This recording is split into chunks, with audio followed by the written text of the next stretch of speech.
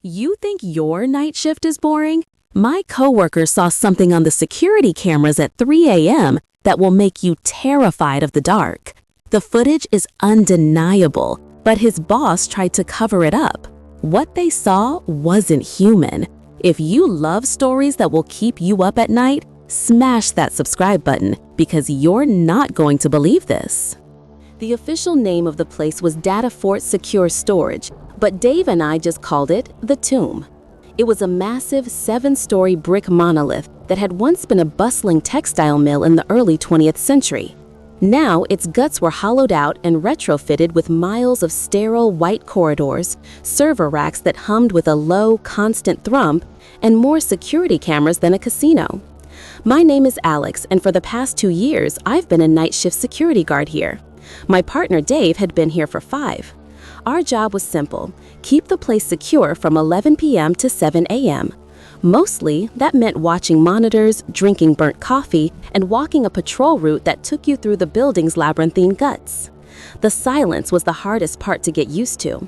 It wasn't a peaceful quiet, it was a heavy, pressurized silence that seemed to amplify every tiny sound. The buzz of a fluorescent light, the creak of a floorboard, the frantic beat of your own heart when you turned a corner too quickly. Dave hated the silence. He was a guy who thrived on noise, always having a story to tell or a bad joke to crack. He was older than me, with a perpetual look of weary amusement in his eyes, but I knew the building got to him. He'd often talk about the cold spots in Sector C, the oldest and least renovated part of the facility, where the original brick walls were still exposed and the air always felt a few degrees colder. "It's like the building remembers what it used to be," he'd say, nursing his coffee. "All those people, all that noise. Now it's just us and the machines. The quiet makes it antsy." I usually laughed it off. I was the pragmatist, the one who chalked up every strange noise to the ancient HVAC system or the building settling. But even I had to admit there was an undeniable atmosphere to the place after midnight. The long, identical hallways seemed to stretch on forever, the motion-activated lights flickering on ahead of you and plunging the corridor behind you into absolute darkness. It felt like you were being chased by the night itself. On this particular night, nothing seemed out of the ordinary. We'd done our initial sweep, settled into the control room with its wall of monitors, and were passing the time with a game of chess on a cheap magnetic board. The hum of the servers was our soundtrack, a digital lullaby that usually meant an easy, uneventful shift. At 2:45 a.m., it was Dave's turn for the mid-shift patrol. He sighed, stretched, and grabbed his heavy-duty flashlight. "All right, time to go poke the ghosts in Sector C," he said with a weak grin. "Don't let the machines rise up while I'm gone." I gave him a mock salute. "I'll hold them off. Try not to get lost in the past back there." He walked out, and I watched him on the monitors, a solitary figure moving through the empty, sterile world of Data Fort. I settled back in my chair, took a sip of my coffee, and turned my attention back to the chessboard, completely unaware that in the next 15 minutes, our quiet, boring reality was about to be shattered. The first call came at 3:03 a.m.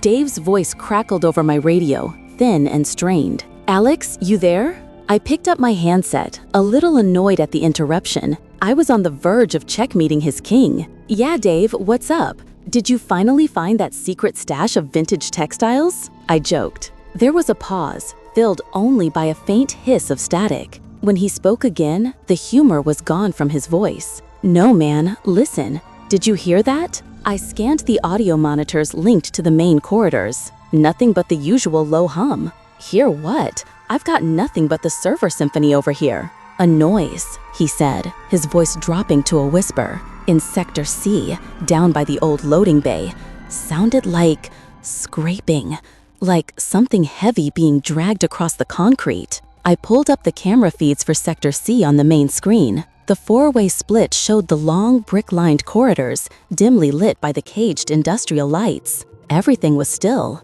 Camera C12, aimed at the old loading bay doors, showed nothing but dust motes dancing in the beam of a single bulb. "I'm looking at it now, Dave. The place is dead.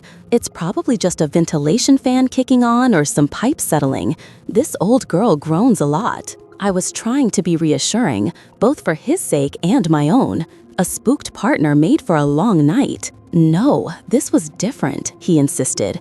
It was sharp, deliberate. I'm telling you, man, it sounded like it was right around the corner from me. I zoomed in on camera C13, the one covering the intersecting hallway where he was standing. I could see him, a dark silhouette at the far end of the corridor, his flashlight beam cutting a nervous swath through the gloom. He was standing perfectly still, listening. The sight of him, so tense and small in that vast dark space, sent a small, unwelcome shiver down my spine. I leaned closer to the mic. Okay, look, just stay put for a second. I'll cycle through the adjacent camera angles, see if I can spot a stray animal or something that might have gotten in. I knew it was unlikely.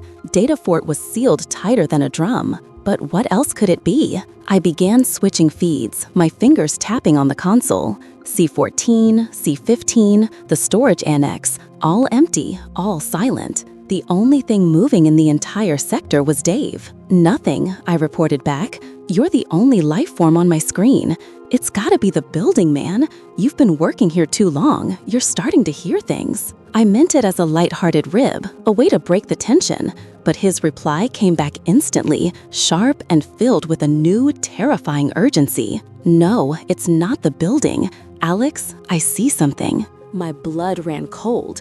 What? What do you see? I demanded, my eyes glued to the monitors showing Dave's position. He was still just a silhouette, but now his flashlight beam was trembling, aimed down the corridor away from the camera's view. A shadow, he whispered, his voice barely audible over the radio static. At the far end of the hall, it moved. Moved where? Dave, talk to me. Is it an intruder? My hand instinctively went for the phone to call the police, my heart hammering against my ribs. The protocol was clear. Any sign of an unauthorized person, we call it in immediately. No, not a person, he stammered. It's wrong. It's too tall, too thin. The hair on my arm stood on end. I frantically toggled through the cameras in Sector C, trying to get a view of what he was seeing. Every angle showed the same empty, brick-lined hallways. I don't see anything, Dave. Where is it? Which camera should I be looking at? It was near the access panel for C14, he said, his breathing growing ragged. It was just standing there, in the deepest part of the shadow, where the light doesn't reach. I only caught the edge of it when I swept my light past. It looked like a tear in the air, blacker than the darkness around it. And then it just folded into the wall. Folded into the wall. Dave, that doesn't make any sense. Are you sure you're okay? Maybe the fumes from the cleaning supplies are getting to you. Even as I said it, I knew it was a stupid thing to say. We hadn't had cleaners in that sector for a month. I was grasping at straws, trying to find a rational explanation for the sheer terror in my friend's voice. I'm not crazy, Alex, he hissed. I swear on my kids' lives, I saw it. It was tall, like 7, maybe 8 feet, but impossibly skinny, like a stick figure drawn by a madman. It didn't have a face, just a long shape. When my light hit it, it sort of recoiled, and then it just slid away. Not like a person running, like smoke being sucked into a vent. My own pragmatic mind was at war with the genuine panic I was hearing. Dave wasn't a prankster. He wasn't prone to flights of fancy. He was a steady, down-to-earth guy who had walked these same halls hundreds of times. For him to sound this unhinged, something had to be seriously wrong. Okay, calm down, I said, trying to keep my own voice level. Just get back here, man. Forget the rest of the patrol. Come back to the control room right now. We'll figure this out. There was a long, terrifying silence on the other end. For a moment, I thought the radio had cut out, or worse. Dave, I yelled into the handset. Finally, his voice came back, choked with fear. I'm coming, but Alex, I don't think it's gone. I can feel it. It's watching me. The 5 minutes it took for Dave to get back to the control room felt like an eternity. I watched him on the monitors, a small figure moving way too fast through the sterile corridors, his head constantly swiveling, his flashlight beam cutting frantic, jerky arcs into the shadows behind him. He didn't look like a security guard doing his rounds. He looked like prey fleeing a predator. When the door to our little sanctuary finally burst open, I almost jumped out of my skin. It was Dave, his face chalky white under the fluorescent lights, his chest heaving. He slammed the heavy steel door shut and threw the deadbolt, an action I'd never seen anyone do during a shift. He leaned against it, eyes wide with a terror so profound it seemed to suck the air out of the room. "Did you see it?" he gasped, pointing a trembling finger at the wall of monitors. "Did you see it follow me?" I shook my head, my own fear starting to bubble up into my throat. "No, man, I watched you the whole way back. There was nothing there. You were completely alone." "I wasn't alone," he insisted, pushing himself off the door and stumbling towards my console. I felt it the whole way. It was like the air got thick and cold behind me. I could hear it, not footsteps, but a whisper, like dry leaves skittering on pavement. He looked like a man on the verge of a total breakdown. I got up and grabbed him by the shoulders. "Dave, sit down, breathe. Let's just think about this for a second." He shook me off, his eyes wild. "I don't need to think. I need you to believe me. I saw it, Alex. It was real." His conviction was unsettling. It was absolute. There was no room for doubt in his voice, only pure, unadulterated fear. "Okay," I said slowly, trying to placate him.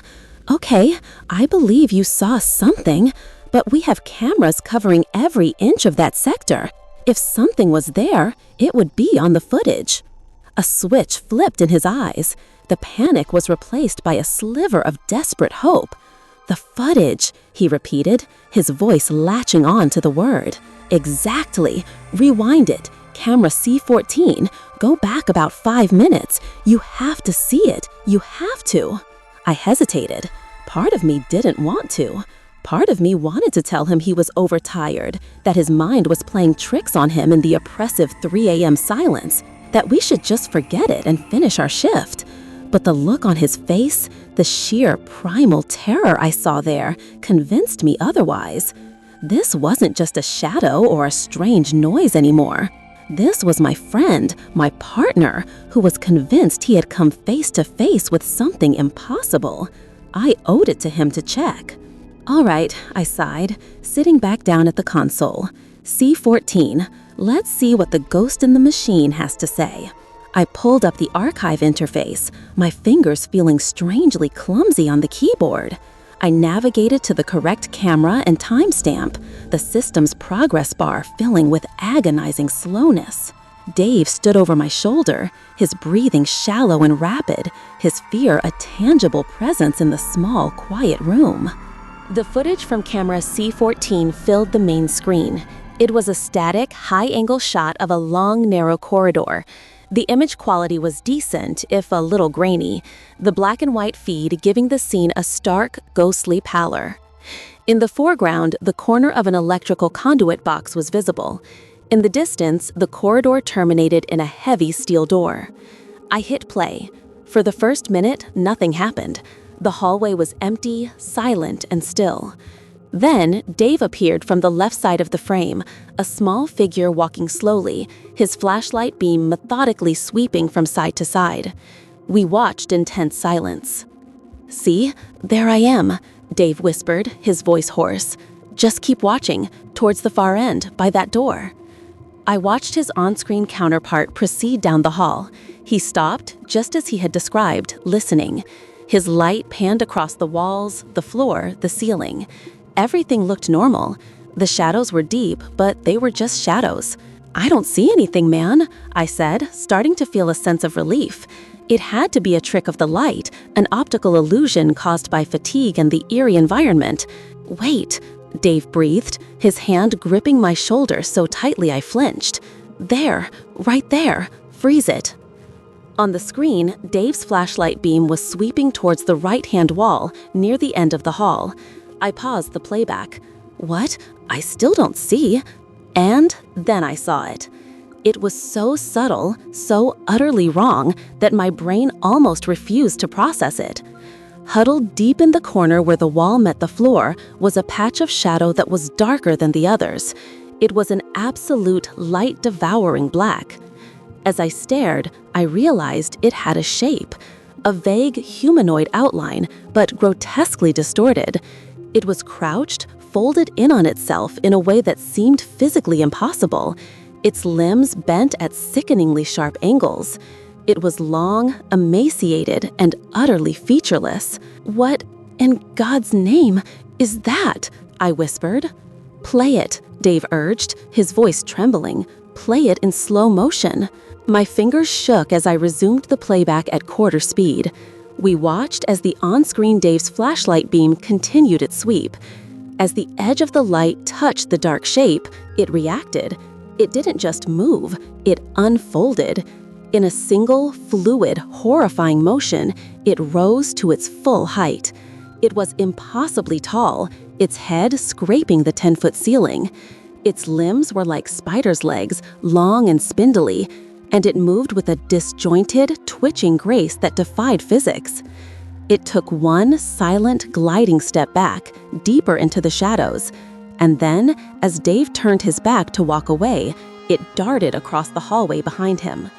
It crossed the 10-foot width of the corridor in a single frame of video, a black, skeletal blur. It didn't run or walk, it flowed, a sliver of pure nightmare, and vanished into the shadows on the other side. We both stared at the screen, at the empty hallway where my friend was now walking away, oblivious to the impossible horror that had just passed inches behind him. The hum of the servers in the control room suddenly sounded deafeningly loud.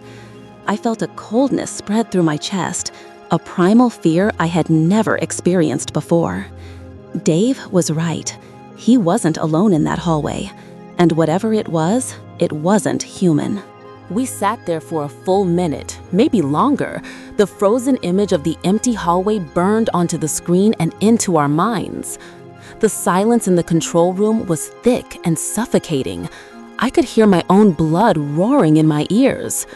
I finally broke the stillness, my voice coming out as a dry croak. "Play it again."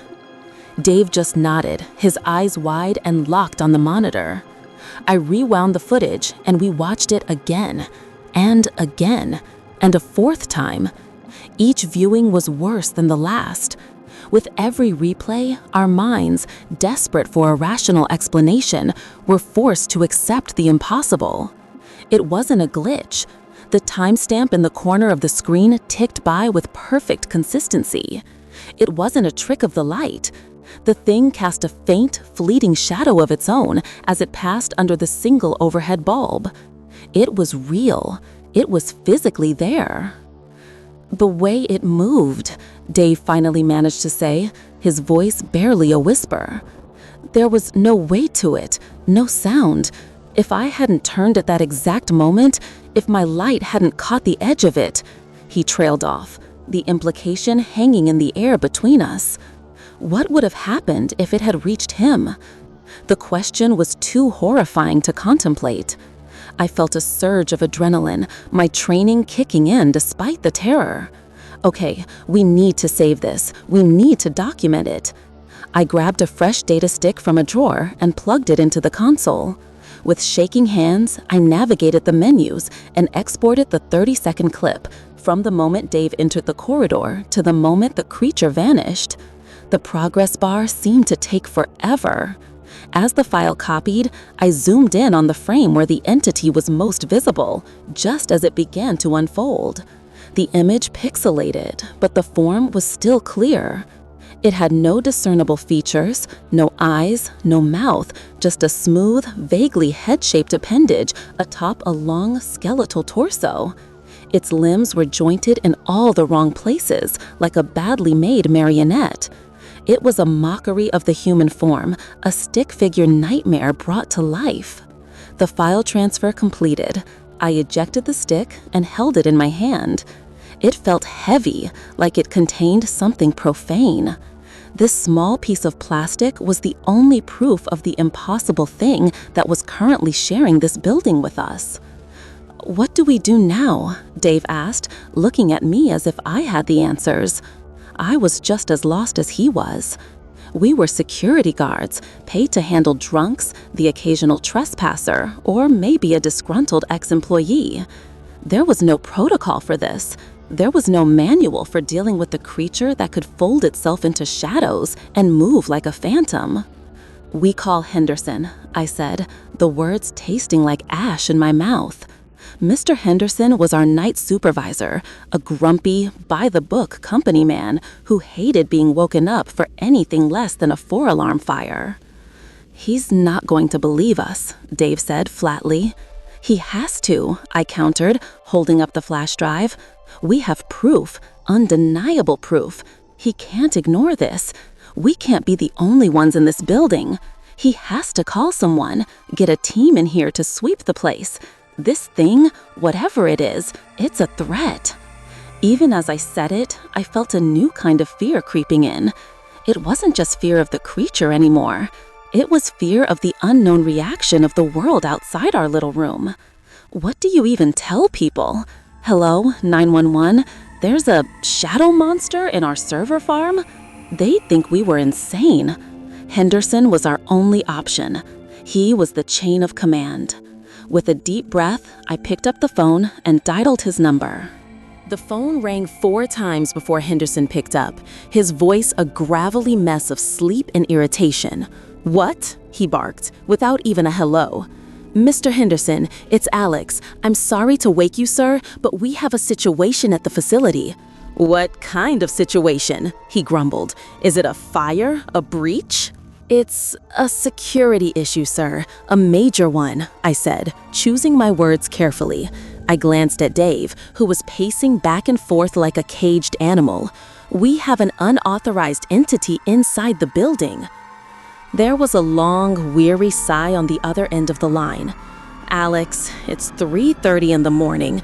Did some kid jump the fence? Just call the cops and file a report. You don't need to wake me up for that." "No, sir, it's not a person," I pressed on, my frustration mounting. "We have it on camera. Dave saw it in Sector C.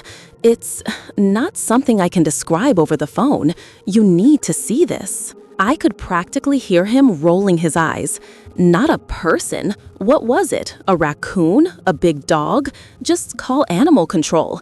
I swear, you guys get spooked by your own shadows half the time." "Sir, with all due respect, you're not listening," I said, my voice rising in pitch. "Dave saw it with his own eyes, and we have clear video evidence. This is a serious threat. The entity it's anomalous. It's dangerous." The word anomalous hung in the air. It was the only term I could think of that came close to describing the skeletal horror on the footage. Henderson went quiet for a moment. When he spoke again, his tone was dangerously calm. "Alex, let me be very clear. Unless the building is currently on fire or there is a confirmed armed intruder on the premises, you are not to call me at home again. Whatever shadow you and Dave think you saw, I assure you it can wait until morning. Write up a report, stick it on my desk, and I'll look at it when I get in. Do you understand?" "But sir, the footage." "I don't care about the footage," he snapped. "I care about my uninterrupted sleep. File the report. That's an order. Now, good night." The line went dead. I stood there, holding the receiver, listening to the dial tone. A wave of cold dread washed over me that was different from the fear I'd felt before. This was the fear of being utterly alone. We had proof of something impossible, something terrifying, and the one person we were supposed to report to had dismissed us like a couple of hysterical children. Dave stopped pacing and looked at me, his face a mask of despair. He didn't believe us, did he? I shook my head, placing the receiver back in its cradle. He told me to file a report. A bitter, humorless laugh escaped Dave's lips. A report? What are we supposed to write? Incident at 0305. Tall, shadowy stickman seen loitering in Sector C. Resisted questioning. Vanished into wall. Recommend immediate exorcism. They'll have us in psych evaluations by sunrise. He was right. We were on our own. Henderson wasn't coming. The police would laugh at us. We were 2 night shift guards in a 7-story tomb with a thing that shouldn't exist, and no one was coming to help. The feeling of abandonment was a physical weight. Henderson's dismissal had done more than just frustrate us. It had isolated us, trapping us in our own terrifying reality. If we couldn't trust our boss, who could we trust? For a few minutes, we just sat in the control room, the wall of monitors displaying the silent, empty building around us. Every flicker of a light, every burst of static over the intercom sent a fresh jolt of anxiety through me. The building no longer felt empty. It felt like it was holding its breath. "He's going to bury it," Dave said suddenly, his voice low. "When he sees that footage in the morning, he's not going to call for help. He's going to delete it and tell us we're fired if we say a word." The thought hadn't occurred to me, but as soon as he said it, I knew it was true. Datafort prided itself on its impenetrable security. An unexplained, possibly hostile entity roaming its halls was not good for business. It was a problem to be managed, not solved. "No," I said, my resolve hardening. "He's not." I held up the flash drive. "I made a copy. This is ours." A flicker of something, not hope, but at least a grim determination, returned to Dave's eyes. "Okay, so what's our next move? We can't just sit here and wait for that thing to come knocking." He was right. Hiding in the control room felt safe, but it was an illusion. We were just delaying the inevitable. "We need more information," I said, my mind racing. "That thing, it felt ancient, like it belonged here. You always said this place had a history." "The old mill," Dave nodded. "People died here. Accidents, fires. It was a different time, bad conditions." "Exactly. There have to be records. Old incident reports, maintenance logs, anything that might mention something like this before.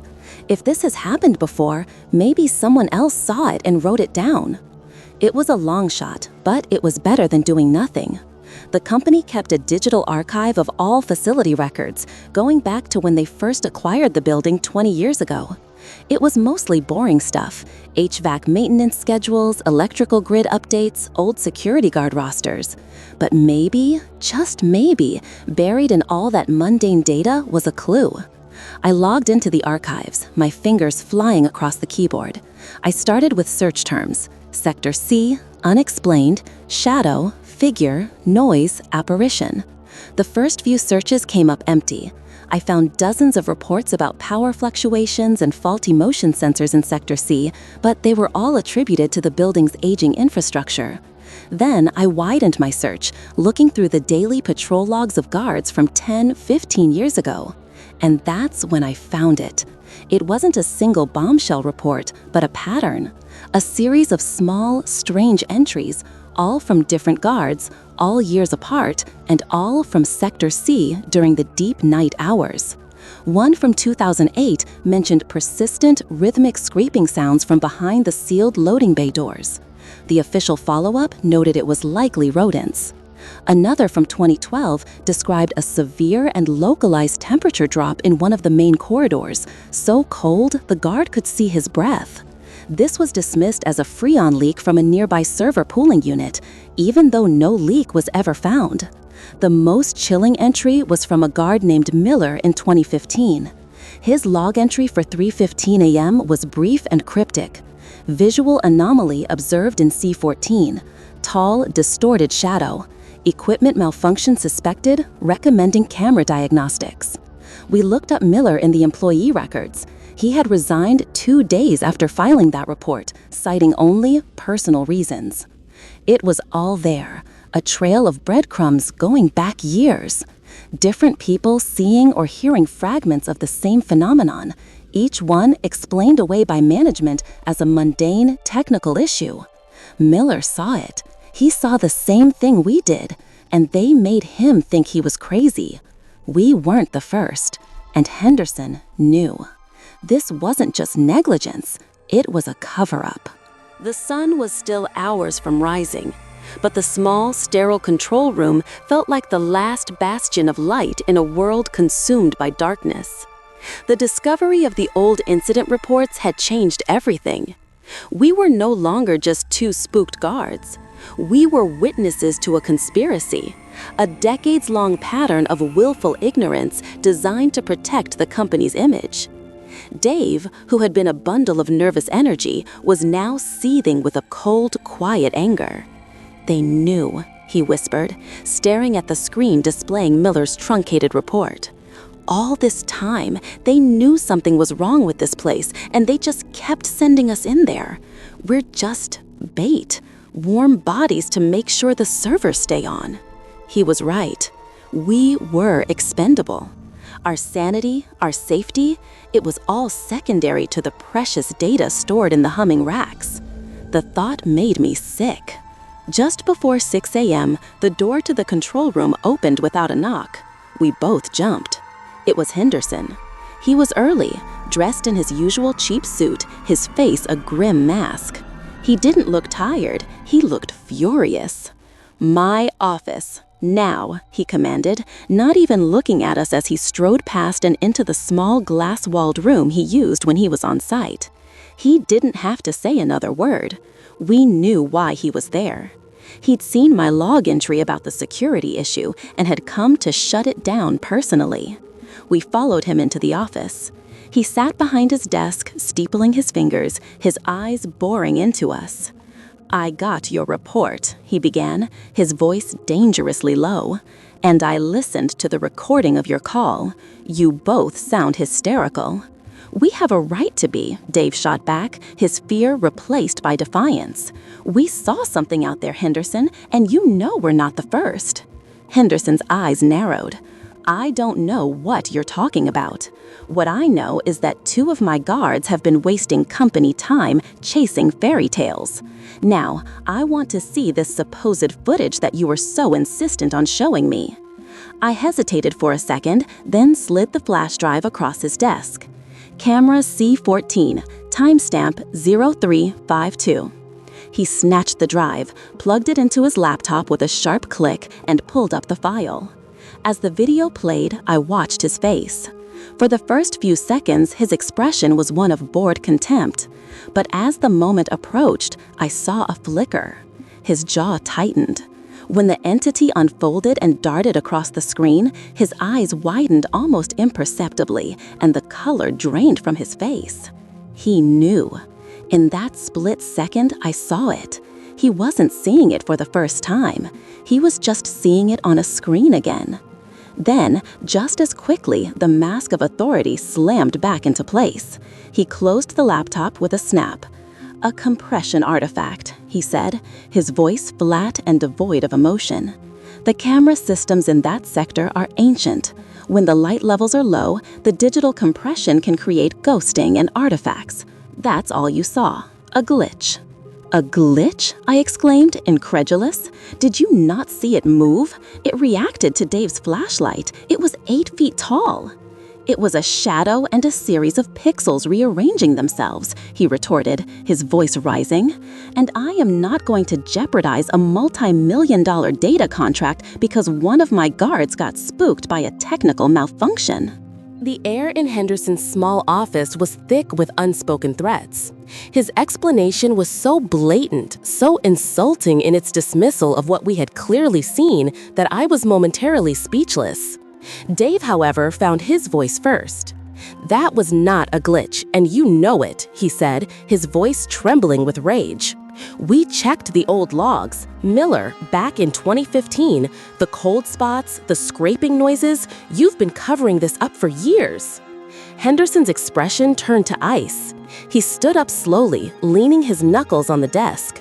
He was no longer the annoyed supervisor. He was an enforcer, a corporate bulldog protecting his territory. "You have been accessing restricted archive files," he said, his voice a low growl. "That alone is grounds for immediate termination. You are security guards. Your job is to walk your route and watch the monitors. It is not your job to play detective." He picked up the flash drive I had given him and held it between his thumb and forefinger. "This footage and any copies you may have made are the property of Betafort Secure Storage. You will hand them over. You will also hand over the original recording from the server." "And if we don't?" I challenged, my heart pounding. I was terrified, but the sheer injustice of it all was making me reckless. Henderson gave a cold, thin smile.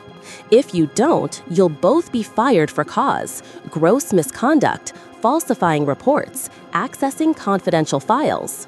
I will personally make sure that you never work in the security field again. I will ruin your certifications. Do you think anyone will believe the ramblings of two disgruntled ex-employees over a company like Datafort? He had us. We were trapped. Our word against a corporation's. We had no resources, no power. We were just two guys who worked the night shift. He was threatening our livelihoods, our ability to feed our families, all to protect a dirty little secret hidden in the bowels of this building." "And what about that?" Dave asked, his voice cracking. "You're just going to let it stay in there? What happens when it decides to do more than just hide in the shadows? What happens when one of us doesn't come back from a patrol?" "Nothing is in there," Henderson stated, his voice absolute, as if saying it would make it true. "There is nothing but servers and wires. You will forget what you think you saw. You will go back to your posts and you will finish your shift, and you will never speak of this again to anyone. Am I making myself clear?" The threat was no longer unspoken. It was laid bare on the table. Our jobs, our futures, in exchange for our silence. Defeated, I reached into my pocket and pulled out the flash drive I had copied for myself. I placed it on the desk next to the first one. Henderson scooped them both up. "Good. Now the master file. Delete it from the system in front of me."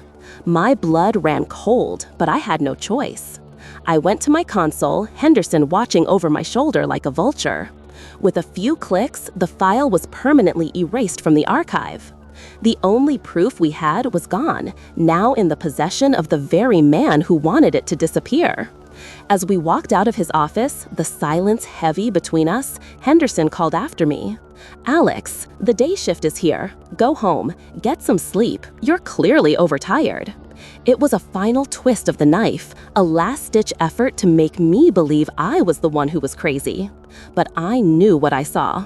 And as I walked out of the building into the gray morning light, I knew that the real monster wasn't just the creature in the dark, but the men who were willing to let it stay there. The week that followed was a masterclass in psychological torture. Henderson's threat hung over us like a shroud, poisoning the air of every shift. We didn't talk about what we saw, not openly, but it was a constant, silent third partner in the control room. We moved through our duties like automatons, the easy camaraderie we once shared replaced by a tense, shared paranoia. Every flicker on a monitor, every burst of static over the radio made us both jump. Dave was taking it the hardest. He had been the one in the hallway, the one who saw it with his own eyes before it was just pixels on a screen. He lost weight.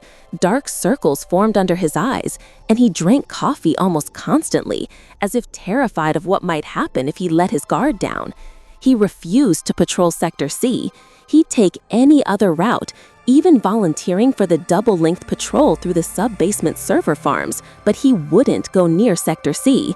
I covered for him, telling Henderson that we were optimizing our routes for efficiency. I don't know if he believed me, but he didn't question it. He just wanted the silence. I was the one who had to walk those halls now, and it was terrifying. Knowing what I knew, every shadow seemed to stretch and ride at the edge of my vision. The ambient hum of the servers no longer sounded like a lullaby. It sounded like a low growl. I walked with my hand constantly on my radio, my flashlight beam cutting nervous, rapid paths through the darkness. I never saw it again, but I felt it. It was a pressure in the air, a sudden, inexplicable drop in temperature, the feeling of unseen eyes on the back of my neck. Sometimes I'd hear things, faint scraping sounds from behind locked doors, whispers that sounded like my name being carried on the air currents of the ventilation system. I started to doubt my own senses. Was I just scaring myself? Was Henderson right? Was the stress making me hallucinate? But then I'd look at Dave, at the hollowed-out shell of the man he'd become, and I knew it was real.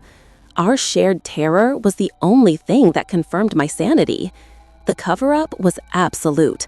The cameras in Sector C were upgraded a few days later. Henderson claimed it was a scheduled maintenance, but we knew the truth. They were replacing the old system, erasing any lingering trace of the glitch. They were cementing their lie in new hardware. One night, about 10 days after the incident, Dave didn't show up for his shift. He didn't call, he didn't answer his phone. I worked the shift alone, a gnawing anxiety in the pit of my stomach. The next day, I got a call from Henderson. "Dave resigned," he said, his voice clipped and professional. "He dropped off his equipment this morning, effective immediately. You'll be working with a new partner starting tomorrow." Just like that. After 5 years of service, Dave was gone. He didn't say goodbye, he just vanished, like Miller before him. He was another casualty of Datafort's secret, another witness erased from the record. That night, I worked the shift alone again, and the silence was heavier than it had ever been. The tomb had claimed my friend, and now it was just me and the ghosts in the machine. Being alone in that building was a different kind of fear. With Dave there, the terror was a shared burden. We could validate each other's experiences, our shared fear a shield against the encroaching madness. Without him, I was an island. The silence became my enemy, and my own mind was a breeding ground for paranoia. Every creak of the ancient structure, every hum of the machinery was a potential sign that the creature was near. I found myself talking to myself during patrols, just to hear a human voice. The new partner Henderson assigned me was a young kid named Kevin who spent the entire shift with headphones on, watching movies on his phone.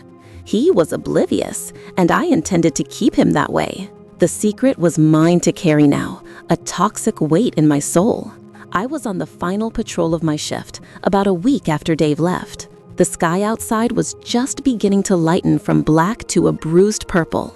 I was in Sector C. I had forced myself to keep it on my route, a small act of defiance against Henderson and my own fear. I refused to let it make me a prisoner in the control room. I was walking down corridor C14, the very same hallway where it had all happened. The new cameras were sleeker, with small, blinking blue lights that did little to comfort me. As I approached the far end of the hall, near the heavy steel door where the creature had first appeared, I heard it. It was a sound so faint I almost missed it, almost dismissed it as the hum of the servers bleeding through the walls. But I stopped and held my breath, listening. There it was again, clearer this time, a dry, rhythmic scraping sound. It was coming from behind the steel door. The door was marked OBSS Access, Do Not Enter. It had been sealed shut for as long as I'd worked there, a thick layer of dust covering the keypad and handle. The sound was unmistakable. It was the sound of something sharp, something hard, being dragged slowly across concrete. Scrape. Pause. Scrape. Pause. It was the sound Dave had heard on the radio that night. It was real. I took a hesitant step closer, my heart feeling like a drum against my ribs. My flashlight beam trembled on the door's surface. The sound stopped. The silence that followed was more terrifying than the noise itself. I stood there for what felt like an eternity, frozen to the spot, every nerve in my body screaming at me to run. I knew, with a certainty that chilled me to my very core, that the creature was on the other side of that door. It was there. It was listening to me, just as I was listening to it. It hadn't left. It had just been waiting. I slowly raised my radio to my mouth, my thumb hovering over the transmit button. But what would I say? Who would I call? Henderson? The kid back in the control room? There was no one. I was completely, utterly alone with this impossible thing. The scraping started again, louder this time, more insistent. It knew I was there, and in that moment, I understood. This building wasn't its prison. It was its hunting ground, and my shift had just begun. What did you think of the story? Was it just a glitch, or was something more sinister lurking in the halls of Datafort? Let me know your theories in the comments below. And if you enjoyed this story and want more content that will make you question the shadows, please consider liking this video and subscribing to the channel. Thanks for watching.